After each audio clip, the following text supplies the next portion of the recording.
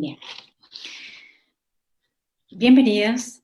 Empezamos un ciclo de charlas de la mano del Semillero Medio Ambiente de la Universidad de Atacama. Un grupo de estudiantes coordinados y con la sed de investigar en materias que son propias de una disciplina apasionante, que es el derecho medioambiental. En esta oportunidad iniciamos este ciclo de charlas que tienen por objetivo poner a la comunidad y a la universidad en contacto y al servicio de un interés que es la casa común, con un tema muy interesante: ¿cuáles son los delitos ambientales? ¿Qué son los delitos ambientales? ¿Cuáles son los titulares activos? ¿Cuáles son los grandes desafíos al hablar de esta materia? Es de lo que trataremos a continuación. Para esto tenemos dos invitados especiales. Una de ellas es miembro de nuestra casa, es nuestra amiga y colaboradora. Es Victoria Letelier Mahmoud, alumna de la carrera de Derecho de la Universidad de Atacama de quinto año. Hará una breve introducción a propósito del bien jurídico que queremos proteger cuando hablamos de los delitos ambientales.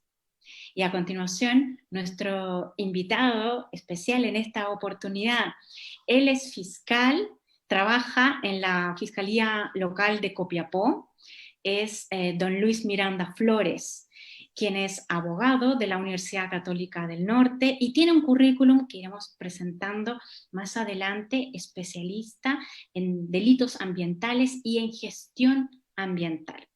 Comenzamos con nuestro ciclo de charlas dándole la bienvenida a Victoria y dándole un tiempo para que se pueda explayar y presentar un tema que es del todo apasionante. Victoria. Muchas gracias, profesora. Buenas tardes a mis compañeros y al señor fiscal y a todos los presentes.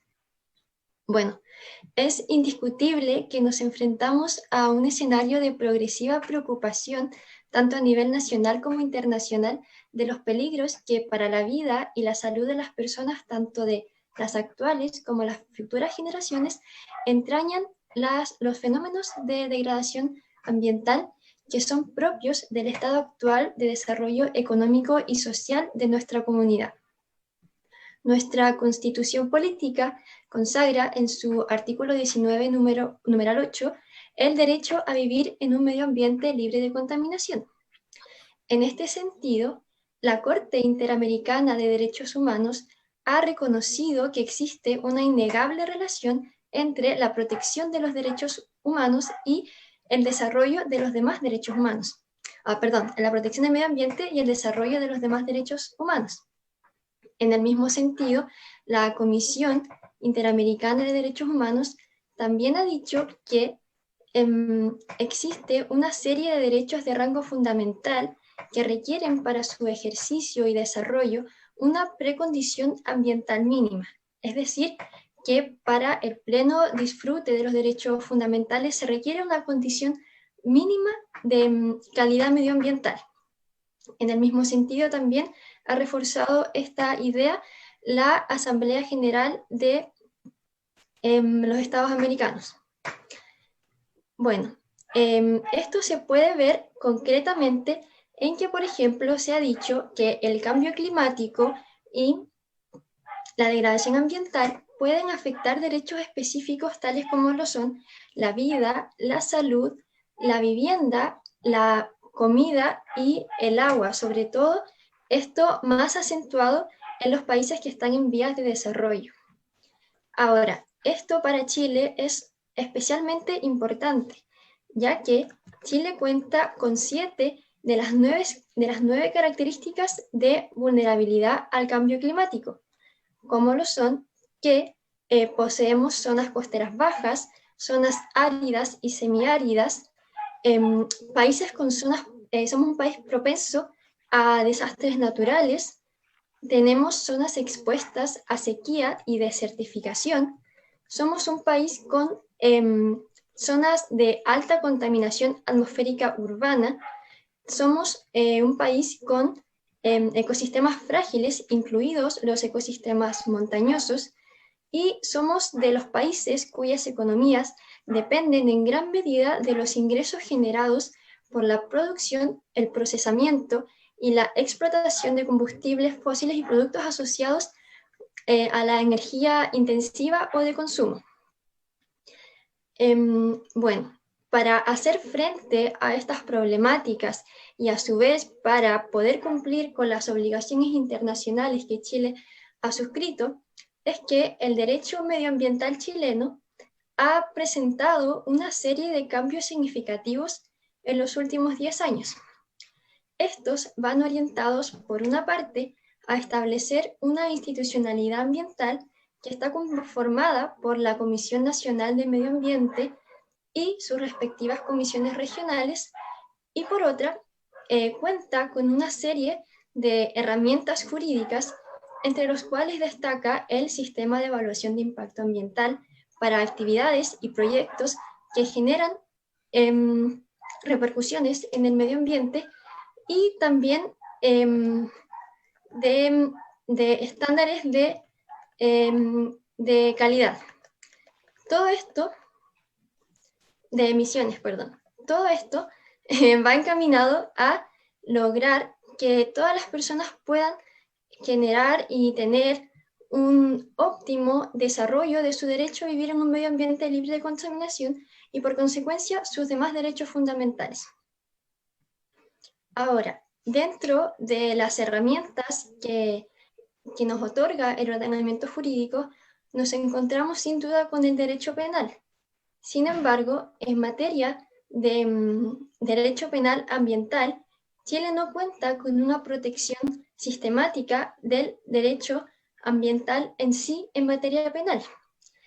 Se dice que en realidad el derecho penal medioambiental se encuentra en un estado de desarrollo de prescindencia, es decir, que podemos encontrar ciertas normas en el Código Penal y en leyes especiales que protegen el medio ambiente, pero que, sin embargo, no fueron creadas con esa intención, sino que al momento de su codificación y la dictación de estas leyes especiales buscaban proteger otros bienes jurídicos.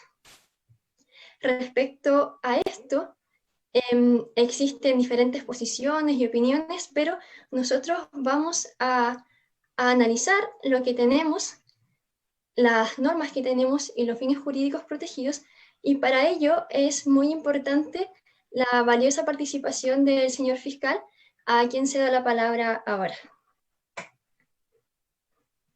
¿Qué tal? Buenas tardes. Buenas tardes a todos. Ahí veo también a Ana María, fiscal también, especialista en delitos ambientales, al ministro y a unos colegas también. Bueno, Victoria, bueno, tal como tú lo señalaste, desde la perspectiva más amplia hasta ya el punto más preciso en relación con la legislación medioambiental desde la perspectiva de los delitos, como representante del Ministerio Público, lo más importante es señalar que efectivamente considero que existen normas con las cuales el Ministerio Público en la actualidad puede hacerse cargo, quizás no de una manera ideal, pero sí puede hacerse cargo de algunos escenarios medioambientales. En ese contexto, aparece la importancia de subdividir el fenómeno medioambiental en Chile desde la perspectiva delictual. Una parte del fenómeno está relacionado con el mecanismo de aprobación en relación con la institucionalidad ambiental. Y en ese contexto es importante tomar en consideración eventuales delitos funcionarios. Delito de perjurio, delito de prevaricación, delito de tráfico de influencias. Y en ese contexto también es importante considerar que el Ministerio Público de oficio puede gestar una investigación, ya sea a partir del análisis de antecedentes públicos que aparecen en SNIFA, o, por otra parte, a partir de antecedentes que aparezcan en otras carpetas investigativas. Eso a la luz precisamente de la modificación de diciembre del 2018, en donde se gestó esta modificación de alta corrupción, elevando las penas. Aquellos delitos efectivamente también se incorporan dentro de la cartera de mi especialidad y han sido objeto de investigaciones. Y por otra parte, están los delitos ligados con materias propiamente penal ambiental. Y ahí aparecen tres grandes grupos, que eran los que nosotros habíamos conversado en alguna oportunidad. Los previstos en el artículo 291 del Código Penal. Y a partir de ahí, nosotros tenemos que hacer un análisis tal como tú lo hiciste, de si efectivamente lo que nosotros perseguimos o lo que nosotros consideramos como bien jurídico protegido es lo del artículo 19, número 8, como definición constitucional de medio ambiente, o el previsto en la ley 19.300. Las consecuencias de esa categorización son bastante importantes. Son bastante importantes en relación con la legitimación activa de algún querellante, en el sentido de que puede ser cualquier tipo de persona, o puede ser únicamente la persona afectada, o como aparece analizado en el boletín de número 12.398-2012 de iniciativa gubernamental que le otorga la facultad al Consejo de Defensa del Estado.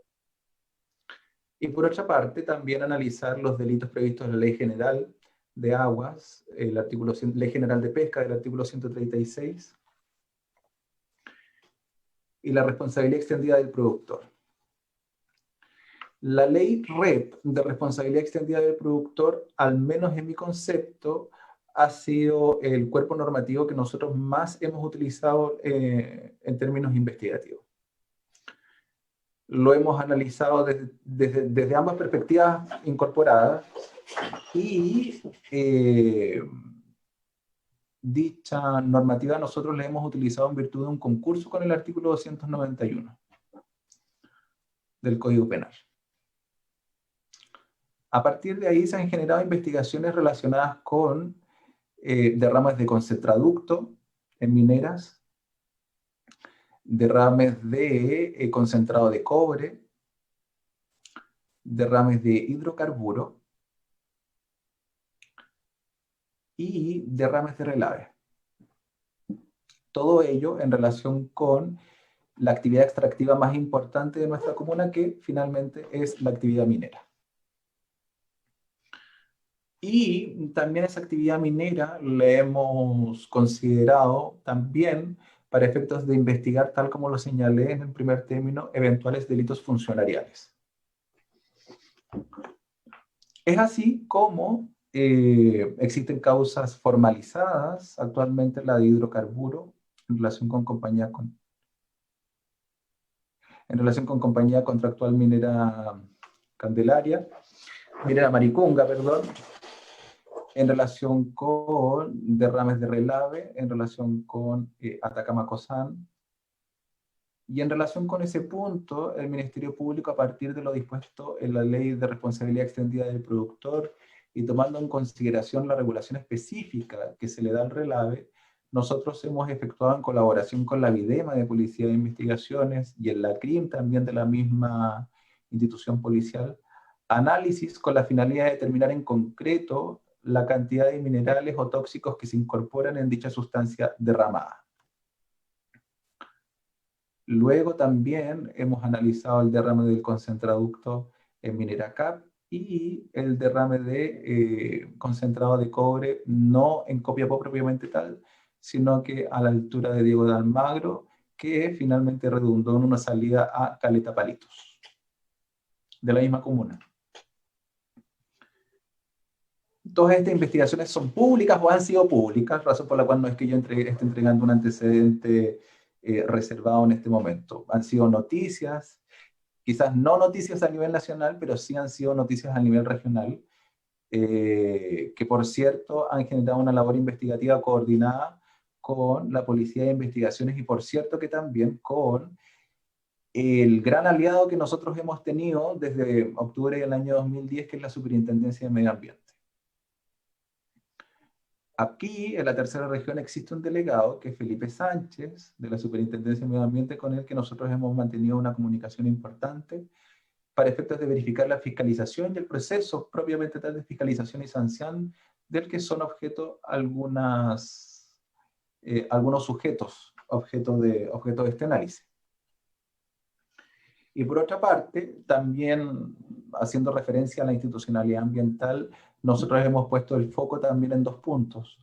Por una parte, hemos puesto el punto de análisis también en la tramitación de causas realizadas en el Tribunal Ambiental de Antofagasta, precisamente a partir de causas que están relacionadas con la institucionalidad ambiental propiamente tal, pero que existen antecedentes que nosotros podamos conocer para efectos de tomarlos en cuenta al momento de investigar principalmente delitos funcionariales. Y, por otra parte, también desde la perspectiva institucional, hemos analizado también en coordinación con la Dirección General de Agua dos grandes mecanismos. El primer mecanismo está relacionado con el cumplimiento del contenido de la resolución de calificación ambiental en relación con los puntos de extracción de agua, los niveles de extracción de agua y los compromisos asumidos en ese marco que eventualmente pudiesen configurar algún delito ambiental. Y por otra parte, verificar algún delito ya de usurpación de agua, que es muy importante en la comuna, que tenga relación tanto con la Junta de Vigilancia de la cuenca del río Copiapó o la Dirección General de Aguas propiamente tal. La importancia del delito de usurpación de agua radica en que la cuenca del río Copiapó, y concretamente la zona 4, representa la zona con mayor escasez hídrica de todo Chile. Eso tiene tres consecuencias, básicamente. La primera consecuencia es que en el marco de la institucionalidad ambiental y del sistema de evaluación se toma en consideración de manera muy importante lo señalado por la Dirección General de Agua. El segundo antecedente importante está relacionado con que cualquier tipo de comportamiento relacionado con una vulneración de los compromisos incorporados en la resolución de calificación ambiental pueden tener la entidad de configurar algún tipo de ilícito en materia medioambiental. Y, en tercer lugar, está relacionado con que nosotros tenemos que tener un nivel de coordinación importante con la Dirección General de Agua.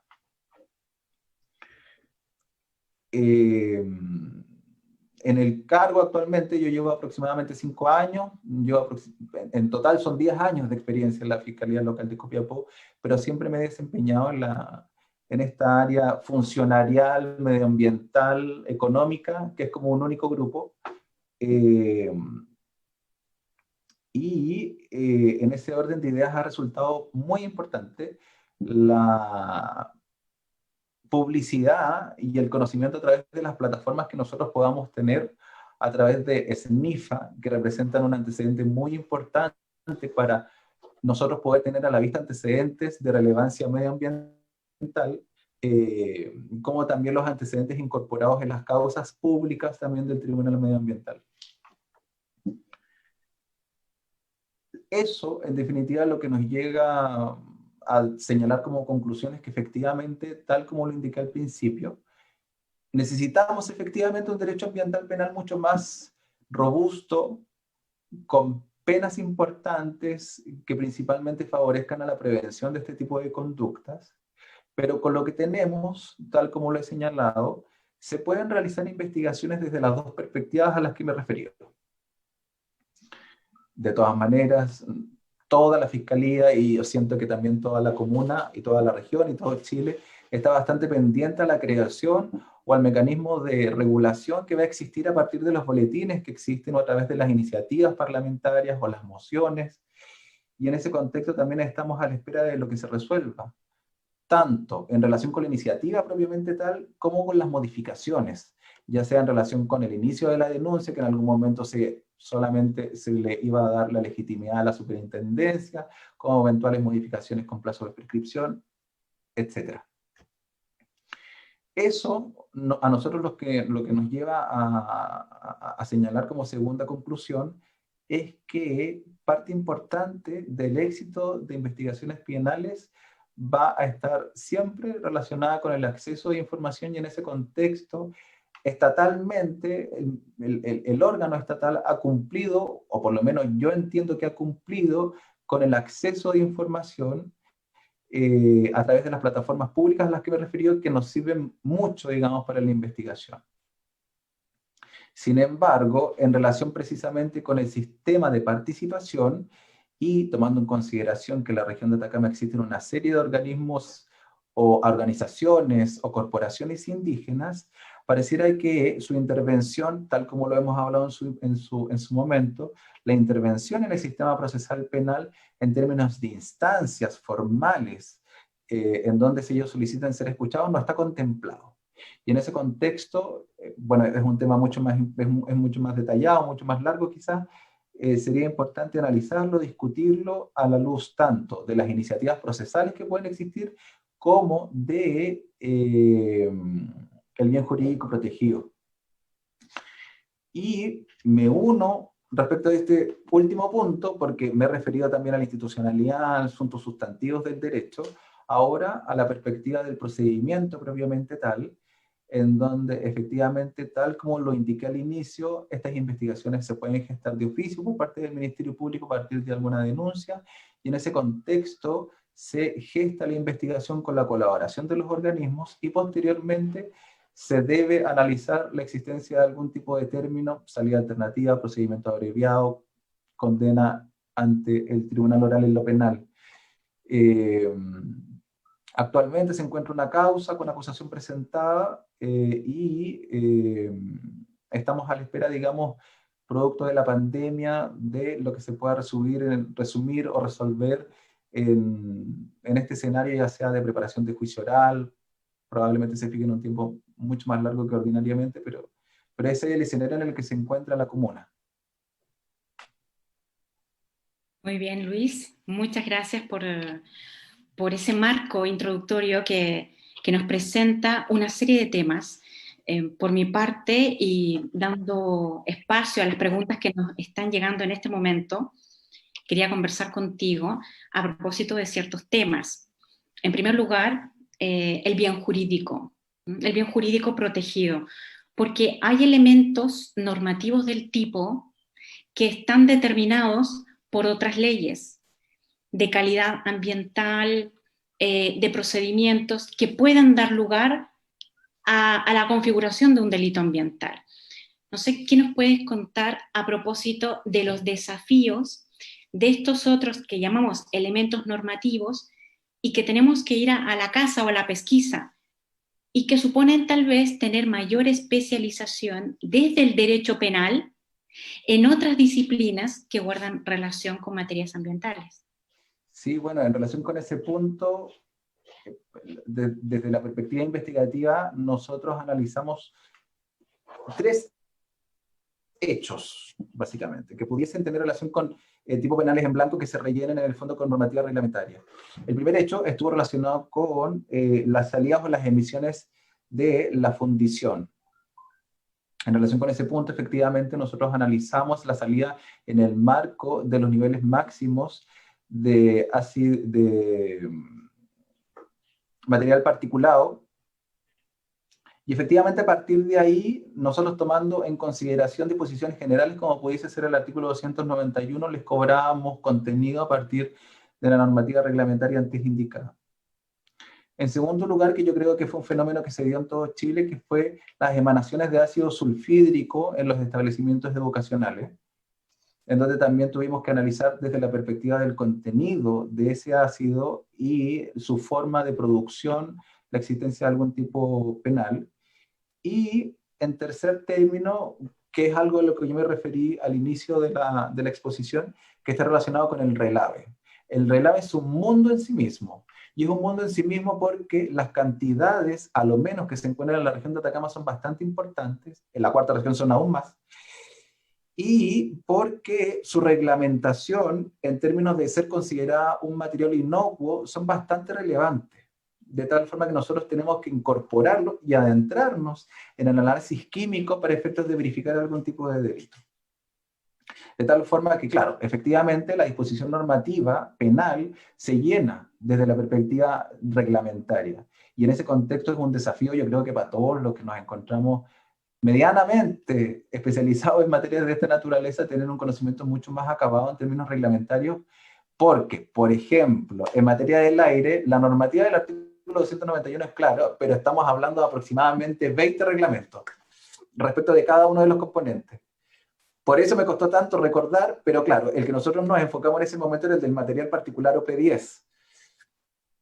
Y a partir de ahí, claro, hay un mundo, hay un universo que, por cierto, es necesario cotejar a la luz de las importantes cantidades de trabajo que demandan para uno como fiscal. El universo de causas es bastante importante, de tal forma que la concentración que uno pudiese tener en causas de naturaleza ambiental que en sí mismas representan una demanda intelectual y de conocimiento importante, se tienen que ir balanceando. Eso. Así es, te encuentro toda la razón. Una de las preguntas que nos ha llegado al chat interno guarda relación con la participación de la Superintendencia de Medio Ambiente y de cómo las resoluciones de la Superintendencia pueden o no tener un impacto en la determinación que haga el Ministerio Público sobre la existencia o no de un daño y por lo tanto sobre la existencia o no de un delito perseguible. Yo quisiera agregar un poco más. Los instrumentos de gestión ambiental, no solamente la sanción de la superintendencia, sino también la que tú señalabas, la resolución de calificación ambiental. ¿Cómo influyen para el Ministerio Público en la determinación o no de la existencia de un delito ambiental? Porque el daño ambiental no necesariamente supone un delito, no necesariamente supone un daño civil, pero la acción que la perpetra o la comete es la misma, la acción, la omisión. Sin embargo, el juicio de reproche es diferente. ¿En qué punto podemos establecer la ayuda, la colaboración entre los instrumentos de gestión ambiental y el Ministerio Público? Sí, en realidad, mira, son como 4 grandes temas en relación con esa pregunta. El primer punto está relacionado con que si las diligencias que se comprenden en un mecanismo de fiscalización efectuado por la superintendencia, nosotros los podríamos considerar para efectos de una investigación penal. La respuesta es sí, efectivamente es así, y en ese contexto se puede tener a la vista antecedentes, se pueden practicar diligencias o toma de declaraciones con la finalidad de que tanto los fiscalizadores como los responsables de los proyectos puedan dar a conocer en materia penal y desde la perspectiva que a uno le interesa, las diligencias o los antecedentes que tuvieron a la vista al momento de este procedimiento.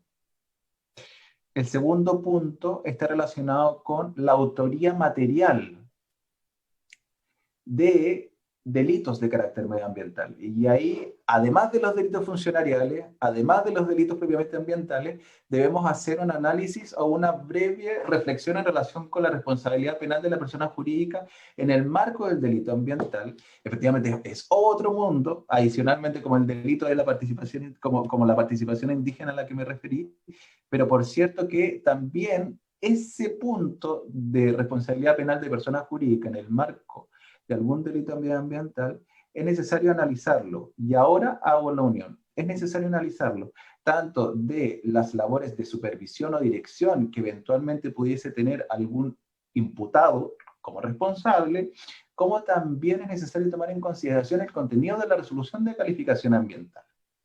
Y ahí hay que hacer 3 análisis. Que no exista resolución de calificación ambiental porque el proyecto es muy antiguo. Que existe resolución de calificación ambiental, pero la resolución de calificación ambiental fue emitida en el marco de una institucionalidad demasiado nueva, razón por la cual el contenido de la resolución no entrega muchos antecedentes. Y el tercer punto es una resolución de calificación ambiental importante, robusta, que contenga todos los antecedentes y que incorpore mecanismos de mitigación en el marco también de eventualmente un estudio de impacto ambiental. A partir de ahí, en el fondo, a partir de esas 3 divisiones, es donde los mecanismos investigativos son totalmente distintos.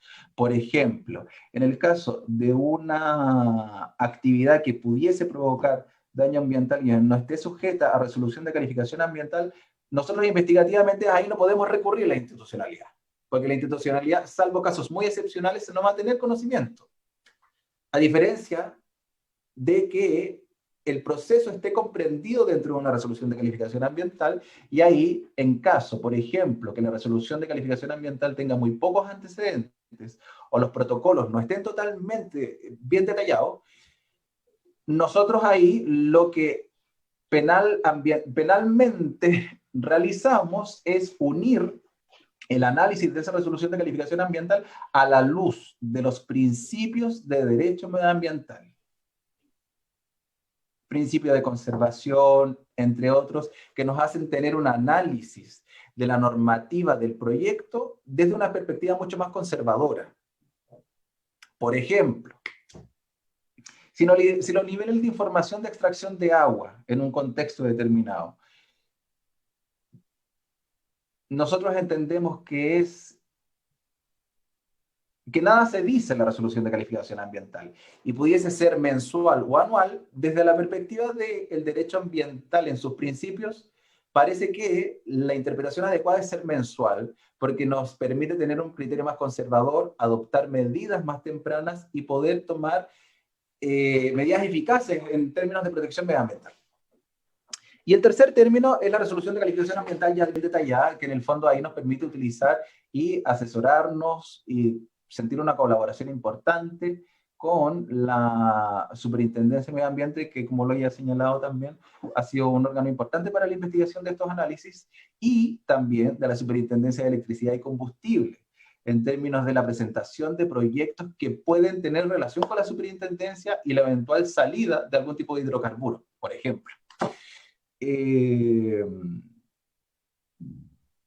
esa forma, digamos, efectivamente, nosotros podemos gestar investigaciones de oficio en casos, por ejemplo, que no estén sujetos en caso de proyectos que no estén sujetos a ningún tipo de institucionalidad ambiental, pero por otra parte, en caso que exista resolución de calificación ambiental, hay que realizar esa subdistinción. Muy bien, Luis, clarísimo.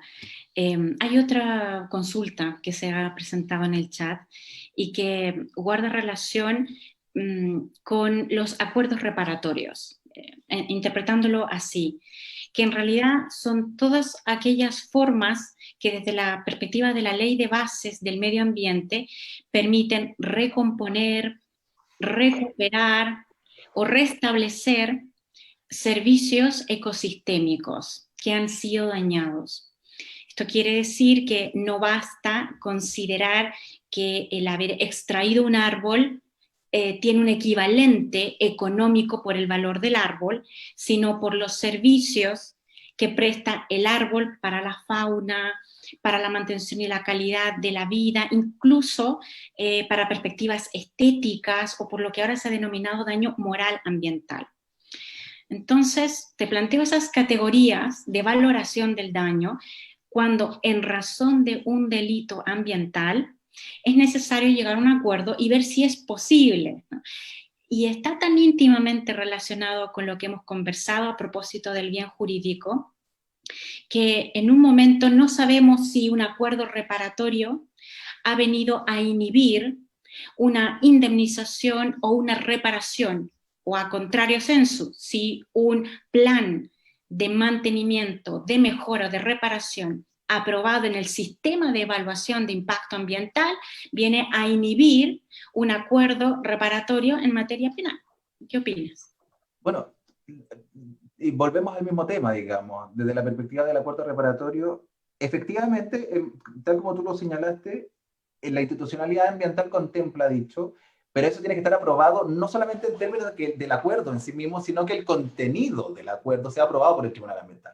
Si no, cualquier tipo de acuerdo relacionado al margen de la institucionalidad no tiene ningún tipo de eficacia, o al menos desde la perspectiva, desde mi perspectiva, es así. De tal forma que la razón por la que exista dicha obligación es porque, por dos cosas primero. Para verificar la transparencia del mecanismo y para analizar el contenido desde la perspectiva también de la integración del Tribunal Medioambiental, que es un tribunal mucho más completo en términos intelectuales, desde la perspectiva del derecho y de la perspectiva científica. Si nosotros analizamos que la persecución penal está relacionada con bienes jurídicos protegidos que no pueden transarse por existir interés público prevalente, por cierto que no podríamos entender que procede un acuerdo reparatorio. Entiendo. Lo único que podría proceder en este contexto de salida alternativa sería una suspensión condicional del procedimiento En la medida que, por cierto, se regulan los requisitos del 237 del Código Procesal Penal, pena asignada, no reincidencia o ausencia de antecedentes, y la ausencia también de procedimientos pendientes al momento del ofrecimiento de la salida alternativa, junto con una aprobación y un análisis de las condiciones. Pero eso podría señalar en el marco, digamos, de este mecanismo alternativo de términos de delitos medioambientales. Ok, sí. Clarísima la necesidad de coordinación entre el Ministerio Público y los servicios con competencia ambiental. Tenemos una pregunta que nos envía el ministro titular del primer Tribunal Ambiental de Antofagasta, y que es del siguiente tenor. Él pregunta a propósito de las ciencias, ¿no?, que es el ámbito de su competencia, y de la necesariedad de una visión transdisciplinaria. Como tú sabes, el Tribunal Ambiental tiene competencias de oficio para investigar la comisión de hechos que pueden influir en la responsabilidad por daño ambiental. Entonces, la pregunta del ministro tiende a cómo actuar coordinadamente en esta labor de revisión del daño ambiental en forma coordinada entre el Ministerio Público, que tiene ejercicio ante una jurisdicción determinada, y los tribunales ambientales. ¿Qué opinas? Sí, bueno, es efectivo eso, y en el fondo es lo que he tratado de señalar de manera bastante reiterativa, de que nosotros como Fiscalía, en términos investigativos, nos ayudamos de manera bastante importante, tanto de el contenido de las causas medioambientales públicas, ya sea en términos de lo que se discute, como en términos también de los testigos que se proponen, en el marco de los puntos de prueba. Y por otra parte también de los antecedentes existentes de la Superintendencia del Medio Ambiente, en el marco de la fiscalización.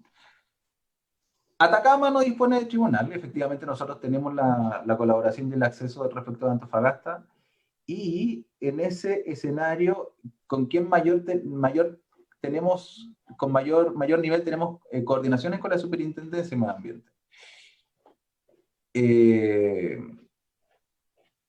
En términos investigativos, en términos de constitución, de hecho, nos hemos constituido cuando advertimos algún hecho, nos constituimos tanto la Superintendencia como la Fiscalía, como la Policía de Investigaciones junto con la CRIM. Y lo que nosotros hemos podido obtener del Tribunal Medioambiental en concreto es a través de las plataformas públicas. Efectivamente, existen o pueden existir puntos en donde existe algún tipo de colisión en el marco de la investigación penal propiamente tal. De hecho, han existido ocasiones en donde se presenta la denuncia en la Fiscalía y también se presenta la reclamación en el Tribunal Medioambiental.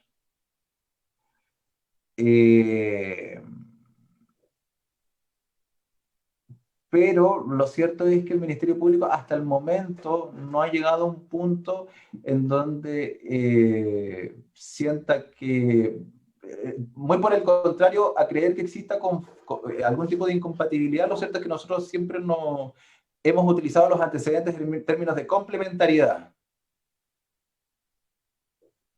Muy bien, la complementariedad y la coordinación, que es uno de los principios internacionales que rigen en esta materia, coordinación entre los servicios públicos para una responsabilidad, Luis, que es nacional e internacional. Podemos después hablar sobre ese tema. Ahora queríamos darle el micrófono a una de nuestros participantes en esta charla. Quería presentar a Bárbara Sangüesa. Ella es abogada, asesora de la Fiscalía Nacional, y que quiere hacer un comentario a propósito de un proyecto de ley que precisamente se refiere a las competencias de la Superintendencia del Medio Ambiente. Hola Bárbara, ¿cómo estás?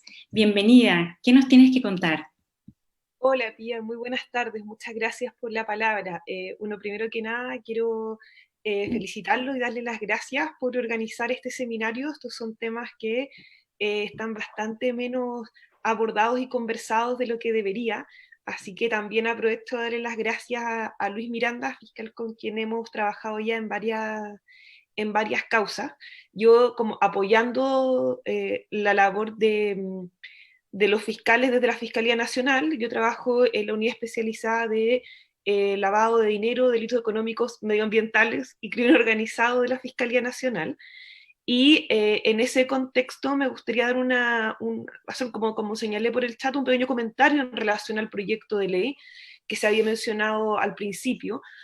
La verdad es que originalmente nosotros como Fiscalía nos opusimos de forma bastante vehemente al proyecto originalmente presentado, y las razones fueron las siguientes. En el proyecto original se tipificaba, la verdad es que por primera vez, las conductas de daño ambiental. Actualmente nosotros, lamentablemente, como señalaba Luis, no contamos con un delito de contaminación per se o con delitos de daño ambiental.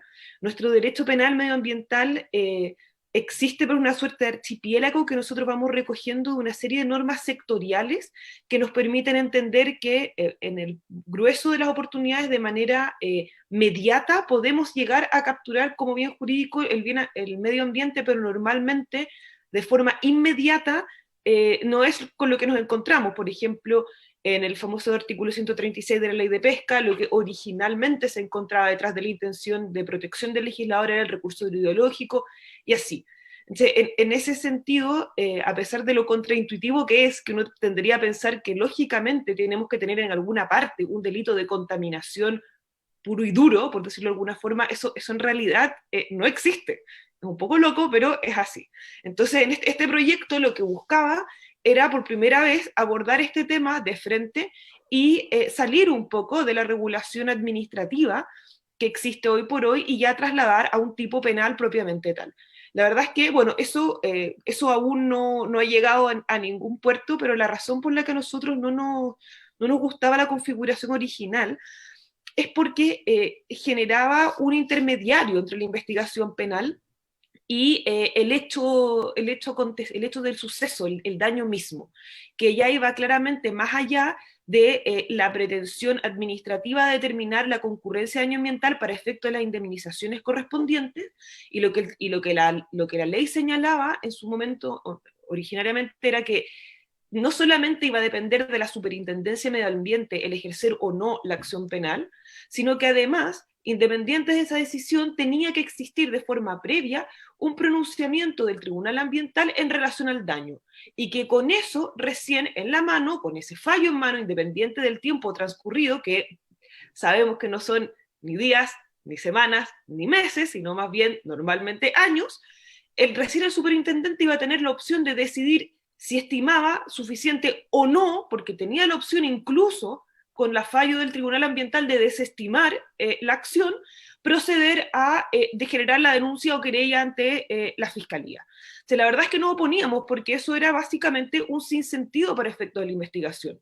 Una investigación penal en estas materias, y me refiero a estas materias, insisto, ambientales, ya sea directamente abordadas a través de un tipo penal como este, o de forma indirecta a través de los delitos de propagación que mencionaba Luis del 291, o del famoso delito de contaminación de aguas de la Ley de Pesca, tiene dos grandes etapas. El primero, evidentemente, es fenomenológico. O sea, hay que abordar el fenómeno que se presenta. Y ese fenómeno, normalmente, por no decir siempre, dice relación con un sitio del suceso altamente volátil. Entonces, la verdad es que no vemos mucho sentido en generar una denuncia de fiscalía 4 años después del derrame, por decirlo de alguna forma, y que sinceramente la posibilidad de establecer con las herramientas del sistema penal la veracidad de estos hechos es prácticamente imposible. Entonces nosotros entendemos que una forma tal de configurar la persecución al final del día es una no persecución penal. Nos opusimos porque estimábamos que al final, que creemos que es mejor sincerarlo. O sea, si efectivamente existe una intención real de proceder por la vía penal, entonces la única verdadera posibilidad de cara a estos delitos, yo entiendo que esto fue diseñado originalmente mirando los temas de libre competencia, mirando la Fiscalía Nacional Económica, sus capacidades, pero la verdad es que son temas muy distintos, y sobre todo a nivel, insisto, fenomenológico. Después viene, claro, todos los problemas de atribución de responsabilidad, de causalidad, que son todo un mundo, pero en un primer momento, esperar hasta el inicio para que la Fiscalía pueda recién intervenir, tener que esperar años y todas estas condiciones, la verdad es que nos nos parece poco sincero, esa es la verdad. Y técnicamente inviable, eso es un poco el punto. Sobre todo porque al final del día, claro, en efecto, como dice Luis, es muy importante contar con la coordinación de los distintos, de las distintas instituciones que tienen que ver con la preocupación del medio ambiente. Pero hay que saber distinguir también que una cosa son las infracciones administrativas, que tienen una institucionalidad y un objetivo determinado, y otra cosa es el delito y la persecución penal. Entonces, hoy por hoy, nosotros evidentemente necesitamos tanto la superintendencia como los distintos servicios administrativos sectoriales, Pesca, CONAF, etcétera, etcétera, porque si no, es imposible generar estos complementos normativos que tienen estos tipos penales, donde en todas partes dice el que sin autorización, el que indebidamente, el que infringiendo el permiso entregado, etcétera, etcétera. O sea, si no fuese por ese complemento normativo, la verdad es que la persecución sería inviable. Y en ese sentido no puedo estar más de acuerdo. Pero sí quería destacar que creo aquí que es importante trazar la línea entre la investigación penal y las infracciones administrativas y su tratamiento por parte del Tribunal Ambiental. Creo que tienen objetivos distintos y que deben colaborar, pero no necesariamente se requiere una dependencia, porque de hecho no son dependientes, son independientes. Eso, muchas gracias. Gracias, muchas gracias, Bárbara. Quedas cordialmente invitada a seguir participando en esta charla, que lo que busca precisamente es ser inclusiva, ¿no?, de todas estas perspectivas y de todas estas ideas. Pero ahí quería también seguir conversando con Luis a propósito de muchas otras preguntas que nos están llegando al chat en estos momentos, algunas de alumnos también de semilleros de investigación de otras partes de Chile.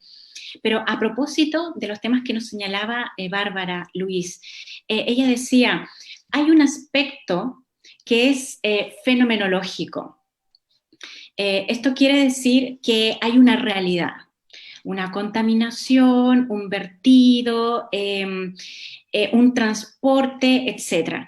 En el derecho internacional, en la responsabilidad ambiental, la experiencia comparada nos dice que han habido leyes marco de responsabilidad ambiental que nos ayudan con el elemento subjetivo, de modo tal de que ante la comisión de ciertos hechos, el juicio de reproche sobre el dolo, la culpa, está más o menos presunto en determinadas áreas.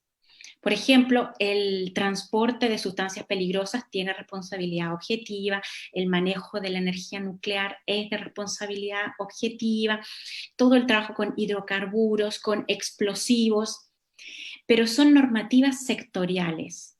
Luego, a propósito de las preguntas que nos van presentando, ¿qué opinas a propósito de una ley de responsabilidad ambiental? Porque tenemos una ley marco de base de daño ambiental que establece los instrumentos de gestión, algunas definiciones, pero no tenemos una experiencia europea, por ejemplo, de ley o directiva de responsabilidad ambiental. En México, la experiencia de la ley de responsabilidad ambiental ha sido muy útil para el Ministerio Público para uniformar el criterio de qué es lo que vamos a entender por daño ambiental.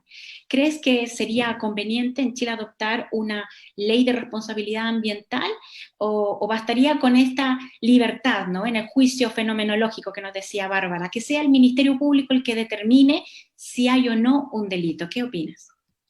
Bueno, básicamente me remito también a lo que dijo súper bien Bárbara, y me remito al mismo concepto. Básicamente porque el concepto mismo de daño ambiental se va a ir llenando de contenido en la medida que vayamos teniendo el hecho propiamente tal. Y en ese contexto, volviendo al tema también de tu pregunta, pero también en relación con lo último que señaló Bárbara, nos podríamos llegar a encontrar en un supuesto un poco absurdo. Y es que llegue a conocimiento del Ministerio Público un hecho en donde ya no exista prueba. Donde aun cuando exista alguna algún concepto de daño ambiental, nosotros no podamos tener las habilidades investigativas para poder realizarlo, porque o va a estar prescrito, que también era una posibilidad, o ya no exista nada. Y cuando digo que puede darse el hecho que no exista nada, es porque la experiencia que hemos tenido en Atacama es que es necesario constituirse de manera inmediata, porque las labores de limpieza, las labores de reparación, son horas después. Y son horas después porque precisamente las fugas impiden que la actividad extractiva, que en el fondo a lo que más nosotros nos podemos referir en Atacama, se suspende producto de ese hecho. Entonces, si nosotros ni siquiera vamos a depender de la constitución inmediata, sino que vamos a depender de este intermediario al que nos hemos referido, por cierto, que generaría problemas, sin perjuicio de que pudiese existir algún tipo de norma que nos pudiese dar algún catálogo normativo relacionado con el daño, y en ese contexto servir de luz o guía. Pero por cierto que para nosotros lo más importante es la temporalidad en relación con este fenómeno. Bueno, sí, en ese sentido, bueno, tanto Bárbara, acaba de participar Ana María Aldana, que también es fiscal, a través del chat interno, y está de acuerdo a propósito de proteger la evidencia, ¿no? Y de la cadena de custodia, que tanto es cuestionada al Ministerio Público. ¿Cómo proteger la cadena de custodia si intervienen tantos servicios en la determinación del hecho? Eso, sin duda, es una cuestión práctica. Y en ese sentido, Luis, ¿se podrá resolver a través de una ley? Te lo comento porque hay una pregunta de un alumno de la Universidad Católica del Norte, Christopher Bordoli, que siempre está colaborando con nosotros, y él básicamente hace esa pregunta: ¿se puede perfeccionar el anteproyecto que se encuentra en el Congreso, que ha tenido tantas modificaciones, el 2013, el 2015, el 2014, que establece básicamente habrá delitos ambientales? ¿Es suficiente? Porque él se pregunta, ¿el daño ambiental se puede sancionar de modo tal con privar la libertad, con restringirla, con la reclusión, el presidio de 1 a 3 años? ¿Es suficiente una ley en ese sentido? ¿O será más importante una ley penal en materia ambiental que permita esta flexibilidad en el manejo de la prueba, en la coordinación con otros servicios, en la participación como peritos calificados, en la amplitud del sujeto que hace la denuncia? ¿Qué opinas? Porque en el fondo estamos hablando de política legislativa en materia ambiental y parece que todavía nos falta.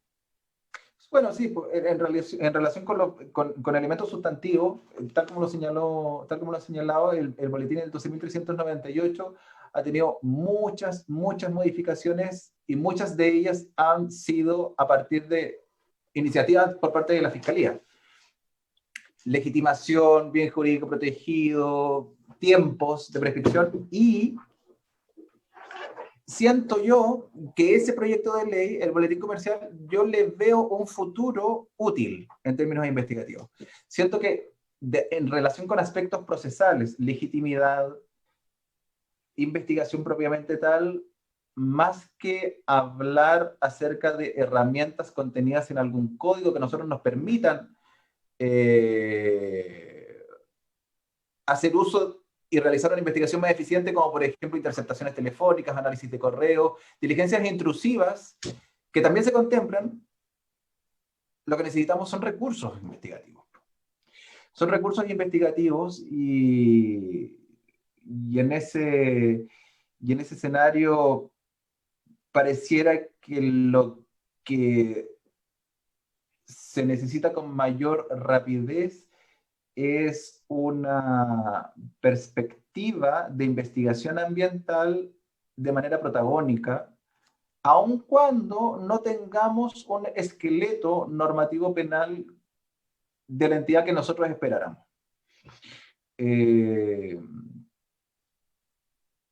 Porque eso es lo único que en definitiva nos va a poder permitir tener acceso a éxitos investigativos, y esto lo analizo desde la perspectiva tanto del correlato de personas involucradas, en donde nos encontramos frente a grandes empresas que disponen de muchos recursos, capacidad para realizar importantes peritajes, y desde la otra perspectiva, en relación con el acceso que nosotros podamos tener a eso.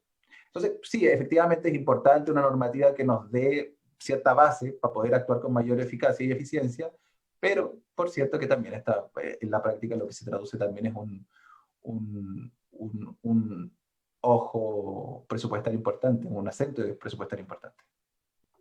Así es, sin duda. Tenemos una pregunta por parte de uno de los estudiantes de nuestro semillero, Sebastián Albayay. Por favor, Sebastián, cuando quieras. Sí, bueno, en primer lugar, darle gracias a todos los que están conectados desde sus casas, sus trabajos, a esta actividad que nosotros hemos preparado con un tema tan importante. Y esencialmente quería preguntarle a Luis respecto a un sujeto procesal muy importante que está dado como auxiliar del Ministerio Público, que es la policía. El caso específico de las brigadas de delitos ambientales de la PDI. Dentro de esta discusión ha quedado en claro de que el aspecto técnico es súper importante, tanto para efectos probatorios, ¿cierto? Como también para la constatación del daño mismo. Entonces quería más que nada hacerte una pregunta respecto a si tú consideras de que la instalación de esta brigada ha sido suficiente respecto a los requerimientos que en cada territorio se dan, porque también hay que partir de la base de que la Videma no está constituida en todas las unidades policiales a nivel nacional. Por lo tanto, no son todas las regiones las que contarían con esta unidad especializada de la Policía de Investigaciones. En ese sentido, volviendo a la pregunta, ¿crees tú que es suficiente si es que esta unidad especializada necesitaría una reforma, más recursos para poder ser de alguna forma eficiente en su labor de auxilio y para también darle un mayor efecto a las acciones que posteriormente se puedan implementar? Bueno, la respuesta es no. No es suficiente. Y no es suficiente sin realizar una crítica a esa institución con la que nosotros tenemos muy buena relación, y yo tengo muy buena relación con la Videma también. Se debe a que el número de intervinientes no es tan importante, el nivel de técnicos que puedan participar en peritajes tampoco están en la región, sino que están en otras regiones cercanas. Se debe a que ha existido, por determinadas razones, digamos, una política de intercambio de profesionales, lo que le ha impedido tomar en consideración algún tipo de perfeccionamiento en estas materias. Es importante que exista en la región de Atacama. De hecho, Atacama es una de las pocas regiones que cuenta con Videma. Pero esos 3 puntos son importantes al momento de considerar una mejora en la persecución penal. Muy bien, muchas gracias, Luis. Gracias a todos los participantes. En verdad han quedado algunas preguntas que nos gustaría seguir desarrollando. Sabemos que tienes ahora que tomar una declaración y el servicio nos obliga a ponernos precisamente del lado de las personas que están requiriendo el servicio público, al Ministerio Público en su importante labor. Quería agradecerte en nombre del decano de la Facultad de Ciencias Jurídicas y Sociales de la Universidad de Atacama, de todo el equipo que ha organizado esta actividad. Existen varias otras iniciativas o temas que podemos seguir tratando. Vamos a dejar, si te parece, un correo tuyo a través de las redes de nuestro semillero para poder seguir en contacto con estos temas, informarles que tenemos estudiantes que están abordando esta línea de investigación. Esperamos que en el futuro se puedan desarrollar pasantías que puedan abordar y ser un apoyo entre la academia y el Ministerio Público. Dejarles finalmente cordialmente invitados a nuestra próxima charla que se desarrollará ya en agosto. Tendremos como invitado al ministro en Ciencias, que estuvo hace un minuto haciendo una consulta, titular del primer Tribunal Ambiental de Antofagasta, con un tema muy interesante a propósito de este diálogo, ¿no?, multidisciplinario que veremos más adelante. Un abrazo a todos y bienvenidos. Hasta la próxima. Que estén muy bien. Hasta luego.